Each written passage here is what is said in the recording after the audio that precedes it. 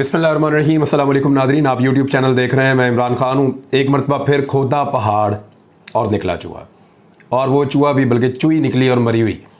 हुआ ये है कि जो इलेक्शन कमीशन ऑफ पाकिस्तान ने फ़ैसला दिया है, उस फैसले की रोशनी में कानूनी माहिरीन के मुताबिक इमरान खान साहब सिर्फ डी सीट हुए हैं।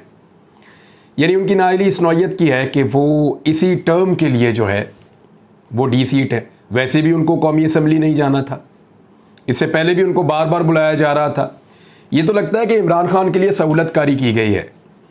सहूलतकार जो हैं वो इम्पोर्टेड हुकूमत के हैं, लेकिन जब भी कभी कोई सहूलतकारी मज़ीद की जाती है वो उल्टी इम्पोर्टेड हुकूमत के ख़िलाफ़ चली जाती है। जुम्मे वाले दिन आने वाले फ़ैसले वैसे भी PMLN के हक़ में नहीं जाते, सारा कुछ मुस्लिम लीग नून के ख़िलाफ़ जा रहा है। ये मैं आपको आगे चलकर बताऊंगा कि मुस्लिम लीग नून के ख़िलाफ़ कैसे जा रहा है। लेकिन जो अहम चीज़ है इस सारे सिनेरियो में वो ये है कि क्या इमरान खान साहब नाअहल हो गए, तो इसका सादा जवाब है कि नहीं। वो ये है कि क्या इमरान खान अगला इलेक्शन लड़ पाएंगे, इसका सादा जवाब है कि जी बिल्कुल लड़ पाएंगे। सादा सवाल ये है कि क्या इमरान खान साहब आइंदा पाकिस्तान के वज़ीर आज़म बन पाएंगे, सादा जवाब है जी कानूनी और आइनी तौर पर तो बन सकते हैं। क्या इमरान खान नवाज शरीफ की तरह नाअहल हो गए, इसका सादा जवाब है कि बिल्कुल नहीं। तो फिर अचीव क्या किया आज इन सब ने? सिर्फ एक ऑप्टिक, सिर्फ एक नज़र का धोखा है कि इमरान खान भी नाअहल हो गए और एक सर्टिफाइड चोर साबित हो गए हैं। नज़र का एक धोखा है और कुछ भी नहीं है। और ये नज़र का धोखा अपने आप को दिया है या लोगों को दिया है, इसका तायुन आने वाले दिनों में हो जाएगा। लोग अब बहुत समझदार हैं, लोगों को फ़ौरन समझ आ जाती है कि उनके साथ क्या गेम की जा रही है। देखिए, पाकिस्तान तहरीक इंसाफ एक एहतजाजी सियासत कर रही थी फैसला आने के बाद। दोपहर 3 बजे के बाद से लोग इकट्ठे होना शुरू हो गए। 1 घंटे के अंदर अंदर पाकिस्तान की मुख्तलिफ शहरों में लोग निकलना शुरू हो गए। लोग मोटरसाइकिलों पे, गाड़ियों पे और पैदल निकले। उन्होंने शाराएं बंद कर दी, उन्होंने टायरों को आग लगाया और एहतजाज किया। हुकूमत के मुताबिक पाकिस्तान में कहीं भी 20-25 से ज़्यादा लोग नहीं निकले। यानी जहाँ पे भी ज़्यादा से ज़्यादा लोग निकले वो 15-20-25 थे। शुक्र है 5-6 नहीं कह रही हुकूमत, क्योंकि वो विजुअल्स के अंदर तो ज़्यादा ही लगते हैं। बहरहाल हुकूमत के दावे कुछ और हैं, लेकिन बड़ी तादाद में लोग निकले हैं। और लंदन में होने वाली एक मीटिंग में इससे पहले भी और बारहा मियाँ नवाज शरीफ ये कह चुके हैं, और इस गिले का इजहार मियाँ नवाज शरीफ ऑन एयर भी कर चुके हैं। बाकायदा रिकॉर्ड के ऊपर वो ये कह चुके हैं कि जब मैं पीछे मुड़कर देखता हूं तो कोई भी खड़ा नहीं होता।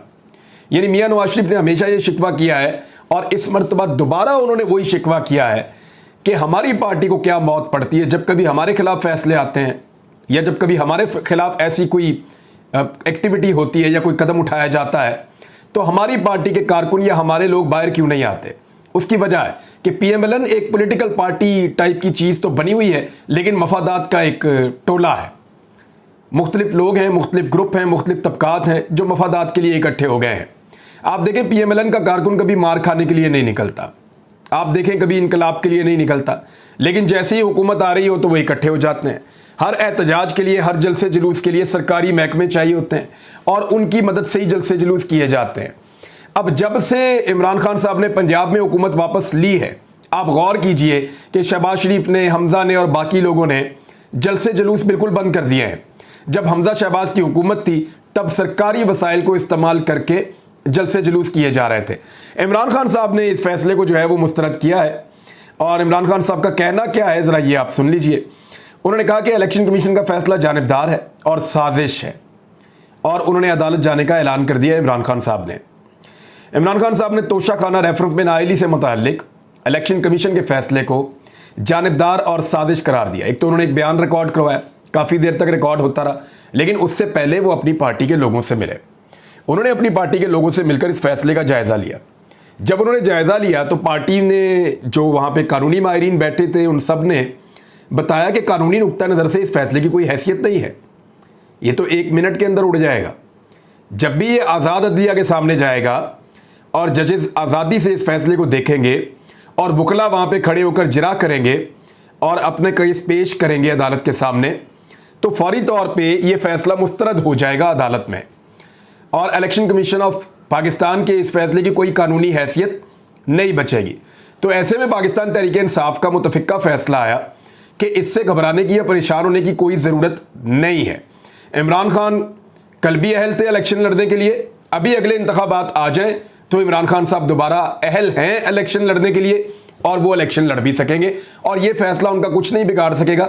जब चाहेंगे हाई कोर्ट से इस फैसले को उड़ा कर रख देंगे।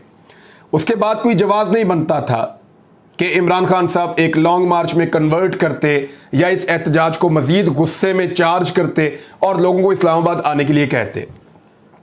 उसकी एक वजह बनती, अगर इमरान खान साहब लोगों को अपनी नाअहली के फैसले के ऊपर कहते कि इस्लामाबाद पहुंचो, और ये डिबेट हुई है बाकायदा पार्टी के अंदर, तो उससे तासुर यह जाएगा कि इमरान खान साहब की नाअहली के मामले के ऊपर ज़ाती हैसियत में अपनी सियासत के लिए इमरान खान साहब ने पूरे पाकिस्तान के लोगों को बुला लिया है। हालांकि ये काम सिर्फ नवाज शरीफ ने किया था कि मुझे क्यों निकाला, जबकि इमरान खान साहब का मकसद इससे बहुत बड़ा है। वो हकीकी आज़ादी की जंग लड़ रहे हैं। उनका ये कहना है कि वो बैरूनी ताकतों के तसल्लुट से पाकिस्तान को आज़ाद करवाना चाहते हैं। वो चाहते हैं कि पाकिस्तानी अपने फैसले खुद करें, बाहर बैठकर कोई फैसला ना करे कि हमारे मुल्क में किसकी हुकूमत होगी और किस तरह का निज़ाम चलेगा और किस तरह के फैसले किए जाएंगे। ये फैसले पाकिस्तान के अवाम की मुंतखब हुकूमत, अवाम की उमंगों के मुताबिक या अवाम की ख्वाहिशात के मुताबिक पाकिस्तान के अंदर जो हुकूमत बने, पाकिस्तानी जिस हुकूमत को बनाए वो हुकूमत ये फैसला करे। तो इमरान खान साहब का मकसद एक नाअहली के फैसले से या इलेक्शन कमीशन ऑफ पाकिस्तान के खिलाफ एहतजाज से वो बहुत बड़ा मकसद है। तो ये इन दोनों चीज़ों को मिक्स नहीं करना चाह रहे थे और एक इंस्टेंट रिएक्शन के तौर पे इसको एहतजाजी सियासत में कन्वर्ट नहीं करना चाह रहे थे। हालांकि ये एक मौका था और लोग कह रहे थे कि अब इमरान खान साहब को निकल आना चाहिए, लेकिन जो लोग इमरान खान साहब को गुस्सा दिला रहे थे और वो चाह रहे थे कि एक टेंशन क्रिएट हो जाए और उसका फ़ायदा उठा लें टेंशन का, तो वो टेंशन इमरान खान साहब ने क्रिएट नहीं होने दी, बल्कि उन्होंने लोगों से कहा कि आप वापस जाएं अपने धरनों से और एहतजाज से, आम शहरियों को तकलीफ़ ना पहुंचाएं। हकीकी आज़ादी की हमारी जो लड़ाई है वो जारी रहेगी और उसके लिए मैं बहुत जल्द एक कॉल दूंगा और मैं इन चोरों के टोले के सामने कभी शिकस्त तस्लीम नहीं करूंगा। ये इमरान खान साहब ने कहा और उसके बाद उन्होंने ऐलान किया कि उनकी तमाम चीज़ें लीगल हैं। मिसाल के तौर पे जो बनी गाला के अंदर इजलास हुआ उसमें बड़ा क्लियरली बता दिया गया कि कोई इम्कान नहीं है इमरान खान साहब का नायल होने का, कोई इम्कान नहीं है कि वो अगले इंतखाबात ना लड़ सके और कोई ऐसा इम्कान नहीं है कि अदालत के अंदर से इमरान खान साहब को इस मामले में नायल कर दिया जाए। लेकिन तोशाखाना से आप गाड़ियाँ नहीं निकलवा सकते। नवाज शरीफ ने और आसिफ अली जरदारी ने और बाकी लोगों ने तोशाखाना में से गाड़ियाँ तक निकाली हैं। उनके खिलाफ आज तक कोई फैसला नहीं आया, बल्कि 3 साल से ये सारी चीज़ें उनके खिलाफ पेंडिंग पड़ी हुई हैं। इमरान खान साहब ने कहा कि 10 साल से केस ज़ेरे समाअत हैं, जबकि मेरे वकील ने बताया कि तोशाखाना में तमाम रिकॉर्ड की मौजूदगी के बावजूद मेरे खिलाफ फैसला दे दिया गया है। इमरान खान साहब ने इलेक्शन कमीशन के हवाले से कहा कि ये वो शख्स है जो गुज़िश्ता 2.5 बरस से हमारे खिलाफ फैसले दे रहा है। इसके फैसले गैर जानिबदार नहीं है। साफ शफाफ इंतखाबात के लिए EVM की कोशिश करते रहे, लेकिन मुस्लिम लीग नून और पीपल्स पार्टी के साथ मिलकर इसने वो नहीं होने दिया। इमरान खान ने मजीद कहा कि पहले बैरूनी साजिश के लिए हमारी हुकूमत गिराई, करोड़ों रुपए खर्च करके अरकान असम्बली को खरीदा गया, उनको लोटा बनाया गया। वो सारी चीज़ें इमरान खान साहब ने बताई। फिर उन्होंने कहा कि जिन्होंने अरबों रुपए की करप्शन और मनी लॉन्ड्रिंग की उनको इस वक्त NRO 2 दिया जा रहा है और इमरान खान साहब ने फिर अपने बारे में बताया कि उनके खिलाफ एक्शन लिया जा रहा है, लेकिन जैसे ये मामला अदालत में जाएगा तो कोई ऐसी चीज़ गैर कानूनी मौजूद नहीं है, लिहाजा अदालत से फैसला पाकिस्तान तहरीक इंसाफ के हक में आएगा। पाकिस्तान तहरीक इंसाफ का इलेक्शन कमीशन के फैसले के खिलाफ इस्लामाबाद हाई कोर्ट जाने का फैसला भी सामने आ चुका है और इमरान खान साहब के ज़ेरे सदारत जब कानूनी टीम का इजलास हुआ तो कानूनी टीम ने पहले ही एक पटिशन तैयार कर रखी थी। अब उसको थोड़ा सा उसके मुताबिक मॉडिफाई किया जाएगा इस फैसले के मुताबिक, क्योंकि आइडिया था कानूनी टीम को कि फैसला इलेक्शन कमीशन ऑफ पाकिस्तान का इमरान खान के खिलाफ आएगा और इमरान खान को यह बात आज से चंद दिन पहले पता चल गई थी। हुआ यह था कि इलेक्शन कमीशन के मेरी इतला के मुताबिक 2 थे, लेकिन फवाद चौधरी साहब ने गुज़िश्ता रात हमें यह बताया कि 3 लोग हैं इलेक्शन कमीशन के, 3 ऐसे मेंबर्स हैं या 3 ऐसे लोग हैं, 5 टोटल हैं, जिन्होंने इमरान खान साहब तक ये पैगाम पहुंचाया था कि हम आपके खिलाफ ये फैसला करने पर इसलिए मजबूर हैं कि हमारे ऊपर दबाव डाला जा रहा है और ये दबाव हमारे ऊपर इसलिए डाला जा रहा है कि हमारी फैमिलीज़, हमारे बच्चे, हम लोग ख़तरे में हैं और हमें ये कहा जा रहा है कि बाकियों को हमने मना लिया है और तुम भी मान जाओ और जैसे हम कहते हैं वैसे इस फैसले के अंदर शामिल हो जाओ, वरना फिर नताइज भुगतने पड़ेंगे। तो उनको जब संगीन धमकियां मिली तो उसके बाद उन्होंने कहा कि ये बेशक गैर आईनी है, बेशक गैर कानूनी है, लेकिन हम इमरान खान साहब तक ये बात पहुंचाना चाहते हैं कि ये चीज़ हम उनके खिलाफ खुद नहीं कर रहे, हम अपने ज़मीर के मुताबिक नहीं कर रहे, बल्कि हमसे ये सब कुछ ज़बरदस्ती करवाया जा रहा है, जिसका हमें अफसोस है। इमरान खान साहब तक ये बात पहुंच गई थी और उन्होंने अपने बहुत करीबी लोगों को बता भी दिया था। इसका क्लेम जो है वो पाकिस्तान तहरीक इंसाफ के कुछ लोगों ने अब किया है। फवाद चौधरी साहब का ये कहना है कि 3 ऐसे रुकन हैं इलेक्शन कमीशन के जिन्होंने ये पैगाम पहुंचाया था और ये इंफॉर्मेशन दी थी कि उन्हें मजबूर किया जा रहा है इमरान खान के खिलाफ फैसला करने पर। लेकिन हाई कोर्ट के जजेस को कौन मजबूर कर सकता है? ऐसा तो नहीं हो सकता कि आप हर वक्त एक चीज़ के लिए सबको मजबूर कर दें, तो सबको तो आप मजबूर नहीं कर सकते। और अगर अदलिया ने इस सारे मामले को आज़ादी के साथ देखा, अगर आज इलेक्शन कमीशन ऑफ पाकिस्तान का फैसला इमरान खान के हक में आता तो मरियम नवाज और उनका मीडिया सेल गालियां दे रहा होता इलेक्शन कमीशन को। अब कल अगर अदालत उड़ा देगी इस बात को तो वो कहेंगे लाडला है और फिर अदालत को गालियां दे रहे होंगे। हालांकि कुछ अर्सा पहले इसी अदालत से खुद निकले हैं और कवानीन को बदल कर निकले हैं, यानी वो कवानीन ही बदल दिए जो इनके रास्ते में आ रहे थे। यानी ये तो आपने बहुत सुना होगा कि कानून का गलत इस्तेमाल कर लिया, ये भी आपने बहुत सुना होगा कि कानून को तोड़ मरोड़ के इस्तेमाल कर लिया, ये भी आपने सुना होगा कानूनी मुंह शगाफियों के अंदर जाके रास्ता निकाल के बच गया। नहीं, इन्होंने कानून ही बदल दिया। ये भी दुनिया की तारीख के अंदर एक अनोखा ही कारनामा हुआ है। यानी इनसे ज्यादा लाडला कोई हो सकता है जिन्होंने अपनी स्किन बचाने के लिए, अपने आप को केसेस से बचाने के लिए वो कवानीन ही बदल दिए जो कवानीन इनके रास्ते में रुकावट बने हुए थे। तो ये खुद तो इस तरीके से निकले हैं, उसी अदालत से निकले, तब अपने आप को सुरखरू कह रहे थे। अब अगर इस्लामाबाद हाई कोर्ट के अंदर ये केस जाता है तो कानून तो ये कहता है कि इसमें इमरान खान साहब को फंसाना मुमकिन नहीं है और इमरान खान साहब वापस अहल हो जाएंगे इलेक्शन लड़ने के लिए। वैसे भी अगला इलेक्शन जब भी आएगा उन्होंने अब जनरल इलेक्शन ही लड़ना है, तो ये टर्म तो वैसे ही खत्म हो जाएगी और इमरान खान साहब जाकर अगला इलेक्शन लड़ सकते हैं। वकला में बहुत रिएक्शन आ रहा है, मुख्तलिफ जो वकला की बार्स हैं उन्होंने एहतजाज किया है। ख़ासतौर पर इमरान खान की नाअहली पे पंजाब बार कौंसिल का इलेक्शन कमीशन के फैसले के खिलाफ सूबे भर में अदालती बाइकॉट का ऐलान और अदालतों में वकील पेश नहीं होंगे, ये वकला ने ऐलान किया है। वकला एक बहुत बड़ी ताकत है, वो आइन और कानून को जानते हैं, लिहाजा वकला का इस मौके के ऊपर एक एहतजाज करना अदालत के लिए या जुडिशरी के लिए एक बड़ा ताज़ा हवा का झोंका है, क्योंकि बार से ही ताकत हासिल करती है जुडिशरी और अदालतें, और ज़्यादा आसान रहता है उनके लिए फैसले करना जब बार साथ खड़ी हुई हो, और जजेस हमेशा बार को अपनी ताकत भी करार देते हैं। तो अब जो है वो अदलिया के अंदर ये मामला जाएगा और मुझे नहीं लगता कि इमरान खान साहब को ज़्यादा देर तक इस सिचुएशन में रोका जा सकता है। तो सिचुएशन का एनालिसिस करने के बाद इमरान खान साहब ने लोगों को कहा कि आप वापस जाएं और लॉन्ग मार्च जो लोग चाह रहे हैं, जो लोग रोज़ाना जोर लगाते हैं कि इमरान खान साहब उनको लॉन्ग मार्च का एक तोहफा दे दें ताकि वो इस टेंशन से फ़ायदा उठाकर कुछ हासिल कर ले, तो इमरान खान साहब उनको ये मौका फ़िलहाल देते हुए दिखाई नहीं दे रहे।